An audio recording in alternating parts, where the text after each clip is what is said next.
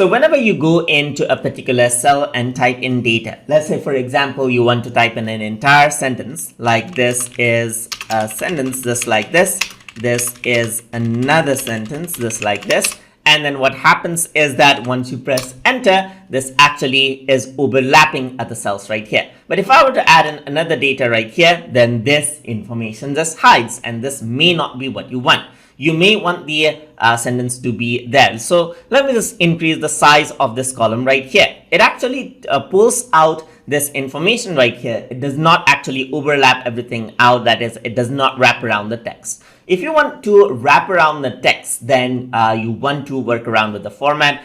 And to do that, you can simply select this out. You can go around into format right here and then go to text wrapping. So right now, it is overflow, as you can see right here. So whenever there is more data, it is overflowing. You can also go around into, let's say for example, the text wrapping option and go to clip so that it does not overflow, but it clips out. That is, it cuts off the other portion. You can go around into format, text wrapping, and if I were to choose wrap, then what happens is that whatever I type now, so let's say for example, this is the end of the paragraph, just like this. I'm just going to type this out, press enter, and you can see that it wraps itself all around.